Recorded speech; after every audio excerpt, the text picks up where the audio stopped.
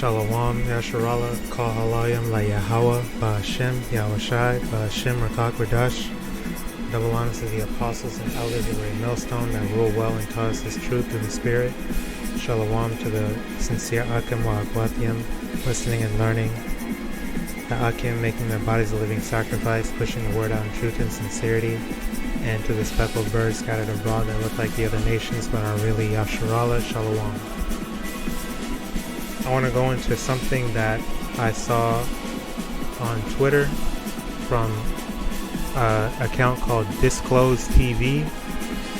They said Russian Orthodox Church had long joined the state vaccination campaign and calls on believers to get vaccinated. Those who refuse to be vaccinated would be committing a sin for which they would have to bear the consequences for the rest of their lives. Okay?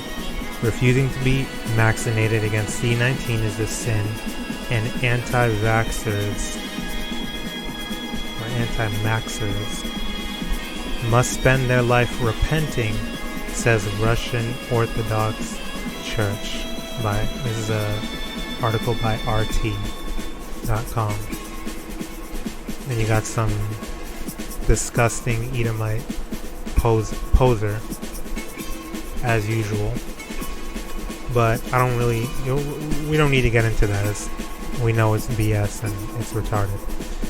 But the thing that I want to get into is the fact that because a brother had a quote tweeted this and said, book, chapter, verse, asking for proof, because these people never provide proof for anything that they say. So I went and I saw that they were using Romans 13:1. Now Romans 13:1, I'm not even going to read that translation. Romans 13:1 and 2 actually says, "Let every soul be subject unto the higher powers, for there is no power but of Yahawah. The powers that be are ordained by Yahawah." Okay, verse 2, "Whosoever therefore resisteth the power, resisteth the ordinance of Yahawah, and they that resist shall receive to themselves damnation." So basically, they're saying that if you don't listen to your government, the powers that be, right? Because like it says in Job, the earth is given into the hand of the wicked, ultimately, and that's true. Of course the scriptures are true. Esau was set up and put in the power seat for the time being in these last days. Even though he is a wicked piece of trash, it was ordained by Yahawah BAHASHAM YAHAWASHI for us to be in this last captivity until, the end, when we get raised up and put back in the power seat. Alright? So basically what these Edomites are doing are, as usual, taking the scripture out of context, twisting it, and using it to their benefit. Just like they'll go and read the verse where it says, "Servants, obey your masters," and so on and so forth. They'll use it to their benefit.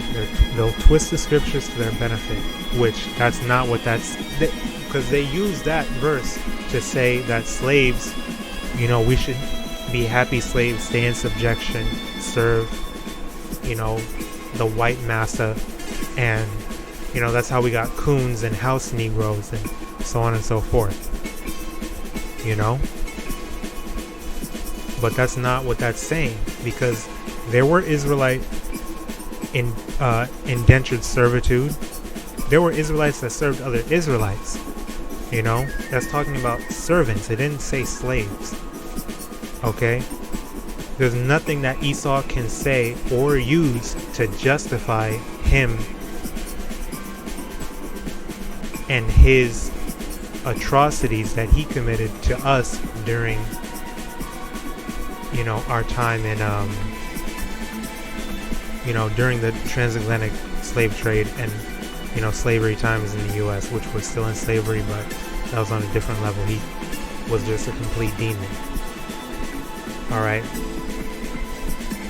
However, we understand that, holding ourselves accountable, we know that this was a punishment, but still, that's not what that verse was saying. Okay, Esau still used it and added to the scriptures, took away from the scriptures, and lied on the scriptures over and over. He's still a liar. Okay, that's not what that verse was saying. Now this is not what that verse is saying. Okay, just because we are in subjection, we are in captivity, does that mean that Eleazar, the elder Eleazar, was wrong when he refused to lie to his people about eating pork just so he could live? Was he wrong to disobey that?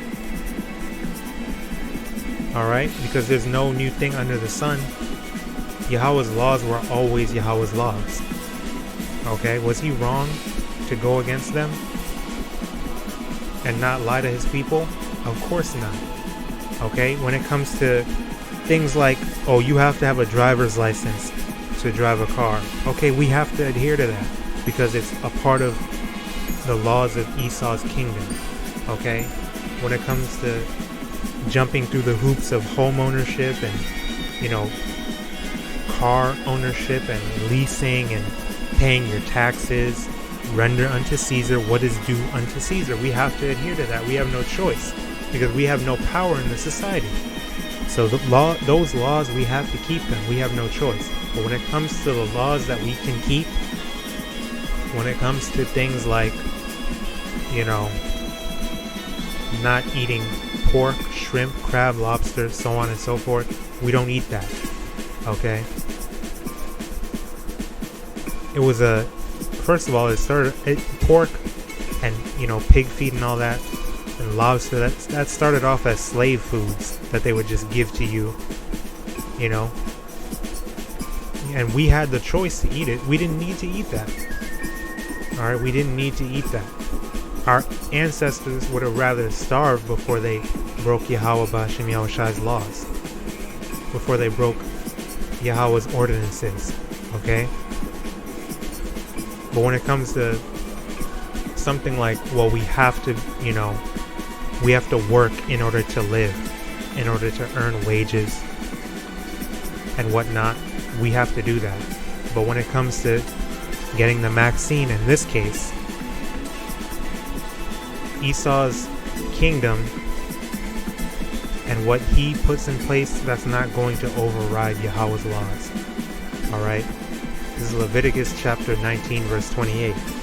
Ye shall not make any cuttings in your flesh for the dead, nor print any marks upon you. I am Yahawah. Alright? I'm going to read it again. Ye shall not make any cuttings in your flesh for the dead, nor print any marks upon you. I am the Lord. Now that says cuttings. That goes for any, injections, incisions, needles, whatever. Okay? Also, that's different from piercings, like piercing your ears. Okay? Piercing your ears, because we had earrings, that's different. But when it comes to, jabbing yourself, cutting yourself, people do self-harm and slit their wrist. That's all unlawful. And I know people have said this before, because they always want to bring up the for the dead part. But guess what? Let's go into the translation. So right here, verse 28. You shall not make any cuttings in your flesh for the dead. Now you can pause it and look over it. This actually has nothing to do with, rest in peace, dedicated to, my aunt or grandma, she died, and, I want to get a tattoo of her face on my arm or whatever. No, it has nothing to do with that. Okay? Remember, context supersedes etymology. Or in this case, this would be the etymology. This is a literal translation. You can't just look at the English. Okay, so let's scroll through that again. Basically, this means don't make any cuttings in your flesh for anything, for any reason at all. Because this says nothing to this. It doesn't say nothing about the man himself, self, person, or individual, living being, creature, person, appetite, mind, living being, desire, emotion, passion.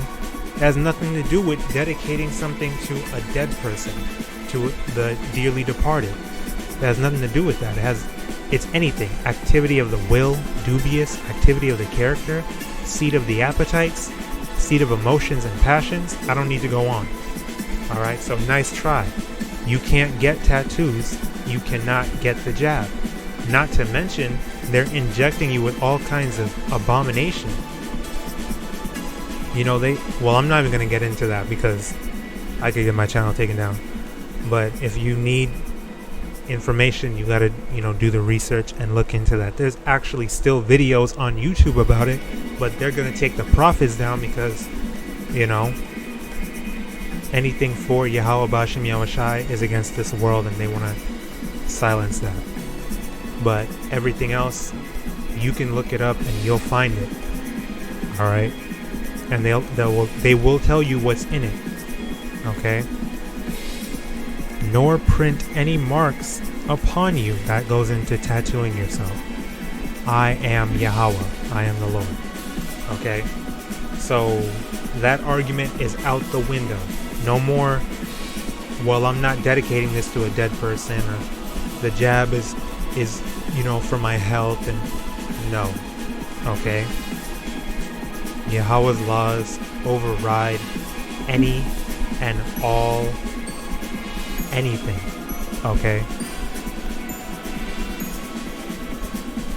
Now Exodus 23:2 says, "Thou shalt not follow a multitude to do evil."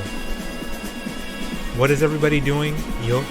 People will pressure you. They'll get on social media and talk crap against, so-called anti-maxers, and they'll peer pressure their friends and their peers into, getting the jab. And they'll say, they'll make all kinds of jokes, making anti-maxers out to be idiots, and we probably don't take baths, or stupid crap like that. They'll make up all kinds of jokes. Well, that's peer pressure. Okay? And that's just what the majority are doing in agreement. But really, it's evil. We just read the law. You're not supposed to get anything like that at all. So it says, "Thou shalt not follow a multitude to do evil, neither shalt thou speak in a cause to decline after many, to wrest judgment." Okay, same thing. Goes into that a little more. Okay, moving on to Psalms chapter 118, verse 8. It is better to trust in the Lord, in Yahawah, BAHASHAM, YAHAWASHI, than to put confidence in man. So anyone thinking that the government is out here for your best interest, that they wanna save you, they wanna, help the population, whatever. See, I'm trying to be careful because I know that they're gonna come after the video. But bottom line, you follow Yahawah, BAHASHAM, YAHAWASHI. You don't trust whatever Esau is trying to give you. And that goes for anything. Unless you absolutely have to.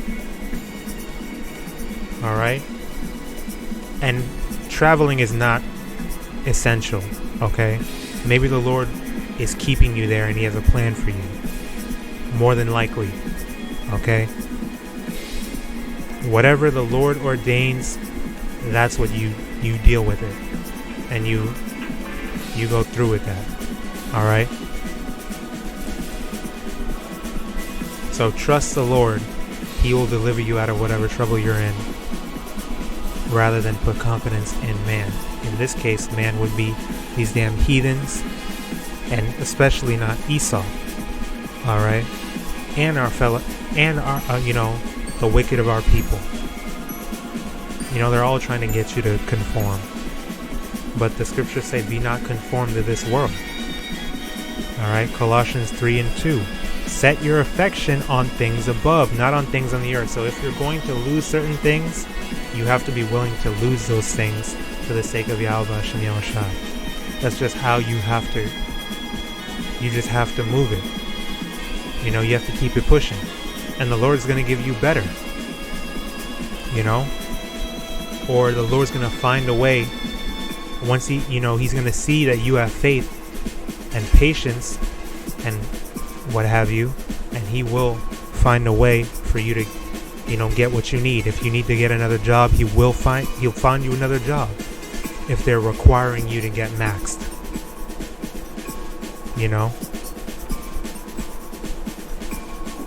whatever the case may be. All right, because some nurses and doctors, they have to get jabbed in order to keep their job, but as well paying as that may be, you got to be willing to let go of that. All right, and the scriptures say, be even as pilgrims on the earth. So you have to be willing to let go of everything and walk out of your home and get going. All right, because it's going to get bad out here and you're going to have your faith tested. All right, this is Matthew 10:28.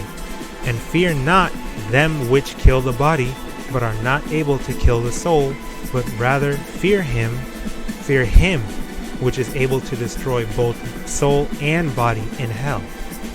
Okay? And this hell would be referring to, it's referring to that second death. It's referring to the Lord, being able to cut you off completely, kill you physically and spiritually. He'll completely destroy you, wipe your whole soul out of existence if He wanted to. Alright? The Lord can do that to you. Esau can't do nothing but what?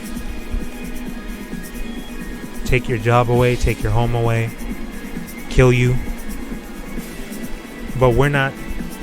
The Israelites know what happens when you die. We're not scared of death. If anything, that's like a mercy from the Lord to get us out of here. Okay? The scriptures say, weep not for those that are asleep, because they have rest. Okay? So we're not worried about whatever Esau thinks he can do, because ultimately he won't be able to do jack that YAHAWASH and YAHAWASHI doesn't ordain. Okay? The Lord can make it so that He can't find you, or his car breaks down, his freaking van breaks down when He's trying to go over to you. The Lord's going to raise His men up as a standard with that spiritual power, and we're going to be literally destroying Esau. We're going to be mass, through the spirit of YAHAWASH and YAHAWASHI, we're going to be mass killers of these damn Edomites, along with YAHAWASHI. So we're not worried about Esau. Is scared. Esau is the one that's scared. The heathens are the ones that are dismayed. So we shouldn't be like them. Even less so of Esau, because he is the most vile creature on the earth. All right, and he's nothing, and Yahweh hates it. So why would we be like Esau and fear some carnal crap like this, like whatever is going on in the world today? We have to rejoice at these signs, because we know that the end is near and we're going to be delivered one way or another. Alright, and I'm going to end it off with 1 Samuel chapter 12 verse 24. Only fear Yahawah, BAHASHAM YAHAWASHI, and serve Him in truth with all your heart, for consider how great things He hath done for you. Okay? So only fear Yahweh, BAHASHAM YAHAWASHI, and serve Him with all your heart, all your soul, all your mind, all your everything. Because He's doing a great thing for us right now as we speak. Because we're breathing. Because we don't deserve to live the life that we're living. It's because of His everlasting grace and mercy that we're still alive. That we even woke up to the truth.